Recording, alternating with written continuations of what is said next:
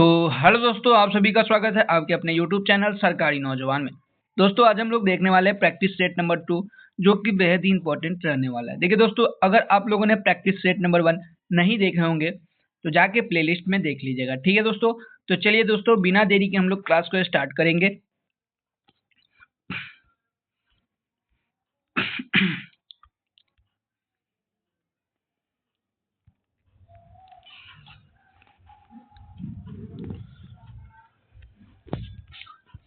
तो ये रहा दोस्तों सबसे पहला प्रश्न।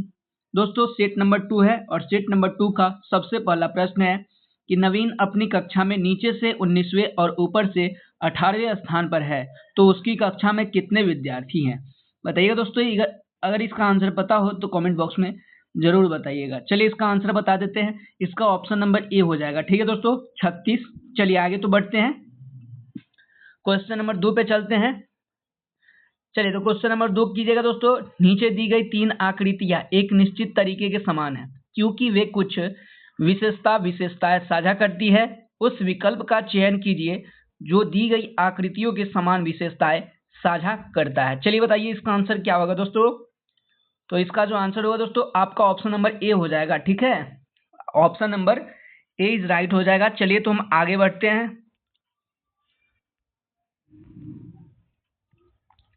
क्वेश्चन नंबर 3 में चलते दोस्तों। क्वेश्चन नंबर 3 है PQRUV और W एक ही बिल्डिंग के 6 अलग अलग तलों पर रहते हैं। बिल्डिंग के सबसे नीचे तल पर नंबर 1 रहता है, उसके ऊपर के तल पर नंबर 2 रहता है और इसी तरह सबसे ऊपर के तल पर नंबर 6 रहता है। ठीक है, और भी तल नंबर 5 पे रहता है। नंबर 5 पे कौन रहता है दोस्तों? नंबर 5 पे रहता है भी। तो पी भी से सबसे नीचे, पी भी से ऊपर किसी तल पे रहता है। ठीक है दोस्तों, तो आर से नीचे केवल यू रहता है। तो डब्ल्यू जो है दोस्तों सम नंबर वाले तल पे रहता है। तो क्यू से नीचे कितने व्यक्ति रहते हैं? चलिए इसका आंसर कीजिए दोस्तों। इसका आंसर क्या हो जाएगा? तो आपका ऑप्शन नंबर सी हो जाएगा, 2 लोग हो जाएगा। ठीक है दोस्तों, आपका ऑप्शन नंबर सी हो जाएगा। चलिए तो आगे बढ़ते हैं, क्वेश्चन नंबर 4 पे चलते हैं। क्वेश्चन नंबर 4 पे चलते हैं। तो दोस्तों कहता है कि ए सी की बहन है, ए सी की बहन बी की पुत्र है। ए जो है सी की बहन बी की पुत्री है। तो डी सी के पति ई का पिता है। डी जो है दोस्तों सी के पति और ई का पिता है। तो ए का डी से क्या संबंध है? चलिए दोस्तों इसका आंसर कीजिएगा। ए का डी से क्या संबंध है? तो दोस्तों इसका जो आंसर हो जाएगा आपका ऑप्शन नंबर ए हो जाएगा, पुत्र की पत्नी की बहन की पुत्री। ठीक है, पुत्र की पत्नी की बहन की पुत्री हो जाएगा, जो कि ऑप्शन नंबर ए में है। चलिए इसका आंसर ऑप्शन नंबर ए हो जाएगा। चलिए क्वेश्चन नंबर 5 पे चलते हैं। तो क्वेश्चन नंबर 5 है दोस्तों, यदि ए का अर्थ है प्लस, बी का अर्थ है माइनस, सी का अर्थ है गुना और डी का अर्थ है भाग, तो निम्नलिखित समीकरण में प्रश्न चिन्ह के स्थान पर क्या आएगा? चलिए इसका आंसर कीजिएगा दोस्तों। क्वेश्चन नंबर 5 का आंसर दीजिएगा, इसका क्या हो जाएगा? तो दोस्तों इसका जो आंसर होगा ऑप्शन नंबर बी हो जाएगा, 9 हो जाएगा। ठीक है दोस्तों, इसका जो आंसर आएगा 9 होगा, जो कि ऑप्शन नंबर बी में है। चलिए तो आगे बढ़ते हैं, क्वेश्चन नंबर 6 पे चलते हैं। देखिए दोस्तों क्वेश्चन नंबर 6 कीजिएगा, बहुत ही प्यारा प्रश्न है दोस्तों। क्वेश्चन नंबर 6, नीचे दिए गए कथनों और निष्कर्षों को ध्यान पूर्वक पढ़िए। आपको मानना है कि दिए गए कथन सत्य हैं, चाहे वे सामान्य ज्ञात तथ्यों से अलग। चलिए इसका आंसर कीजिए, उतना नहीं पढ़ा जाता है इसमें। कथन पढ़िए और निष्कर्ष भी पढ़िए और आंसर दीजिए। चलिए कुछ तोते बंदर हैं। चलिए दोस्तों कुछ तोते बंदर है। चलिए इसका आंसर कीजिएगा। इसका आंसर दीजिएगा दोस्तों, कुछ तोते बंदर है और कुछ भालू बंदर है। चलिए निष्कर्ष से इसका आंसर निकलेगा, तो इसका जो आंसर होगा दोस्तों ऑप्शन नंबर सी हो जाएगा। क्या हो जाएगा? ना तो निष्कर्ष 1 होगा और न ही निष्कर्ष 2 अनुसरण करेगा। ठीक है दोस्तों, तो इसका जो आंसर होगा ऑप्शन नंबर सी हो जाएगा। चलिए तो आगे बढ़ते हैं, क्वेश्चन नंबर 7 पे चलते हैं। तो क्वेश्चन नंबर 7 है दोस्तों कि दी गई श्रृंखला में प्रश्न चिन्ह के स्थान पर निम्नलिखित में से कौन सा विकल्प आना चाहिए? चलिए दोस्तों इसका आंसर कीजिएगा, क्या होगा? चलिए इसका आंसर कीजिएगा, क्या होगा दोस्तों? तो इसका जो आंसर आएगा आपका ऑप्शन नंबर ए आएगा। ठीक है दोस्तों, ऑप्शन नंबर ए जो कि 49 है। ठीक है, इसका जो आंसर होगा ऑप्शन नंबर ए होगा। चलिए दोस्तों क्वेश्चन नंबर 8 पे चलते हैं।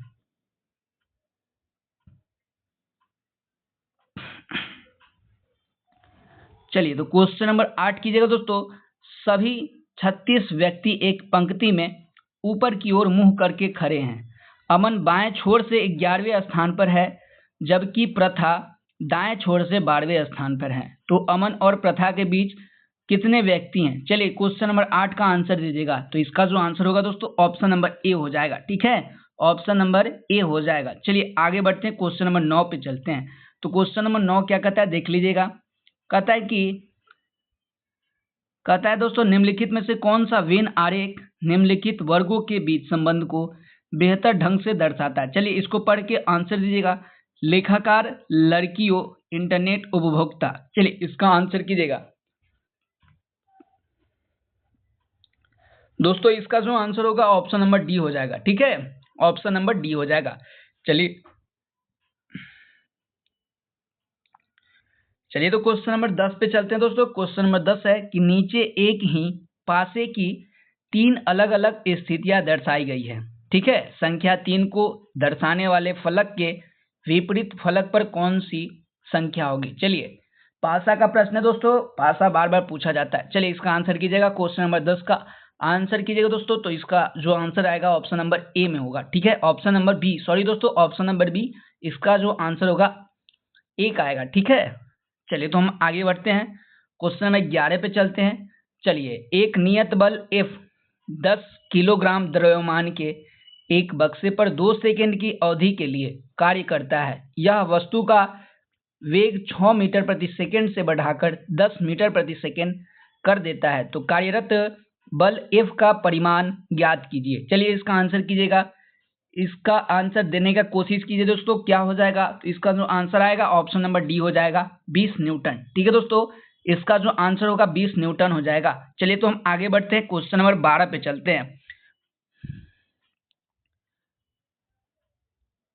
क्वेश्चन नंबर 12 है दोस्तों, 2 किलोग्राम द्रव्यमान के एक पिंड पर एक नियत बल 4 सेकंड तक कार्य करता है और इसका वेग 8 मीटर प्रति सेकंड से बदलकर 12 मिनट प्रति सेकंड हो जाता है। लगाए गए बल का परिमाण क्या है? चलिए इसका आंसर देने का प्रयास कीजिएगा दोस्तों।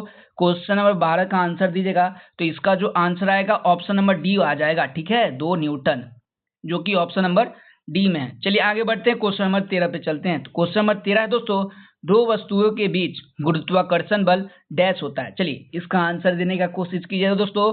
2 वस्तुओं के बीच गुरुत्वाकर्षण बल वस्तुओं के द्रव्यमानों और उनके बीच की दूरी पर निर्भर करता है। ठीक है दोस्तों, 2 वस्तुओं के बीच गुरुत्वाकर्षण बल वस्तुओं के द्रव्यमानों और उनके बीच की दूरी पर निर्भर करता है। ठीक है, याद रखिएगा। चलिए तो हम आगे बढ़ते हैं।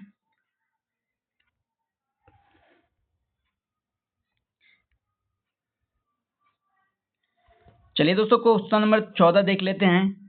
केंद्रीय तंत्रिका तंत्र जो शरीर के सभी भागों से जानकारी प्राप्त करता है और उसे एकीकृत करता है, जिसका निर्माण निम्न में से किसके द्वारा होता है? चलिए इसका आंसर दीजिएगा दोस्तों।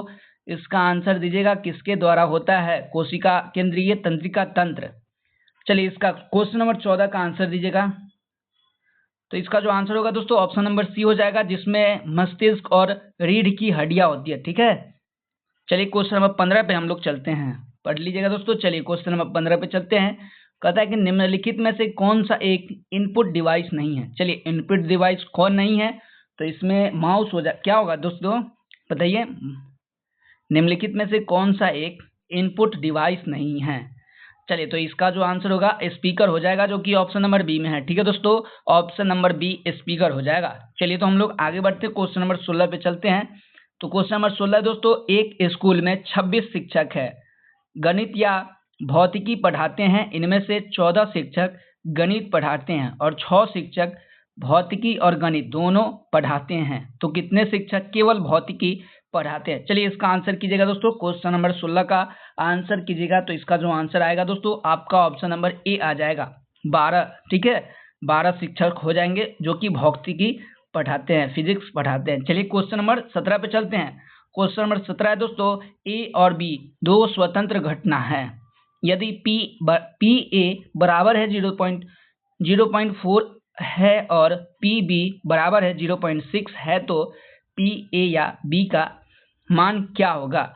चलिए क्वेश्चन नंबर 17 का आंसर देने का प्रयास कीजिएगा दोस्तों। तो इसका जो आंसर आएगा ऑप्शन नंबर डी आ जाएगा। ठीक है दोस्तों, ऑप्शन नंबर डी जो कि 0.76 है। ठीक है, चलिए तो हम लोग आगे बढ़ते हैं।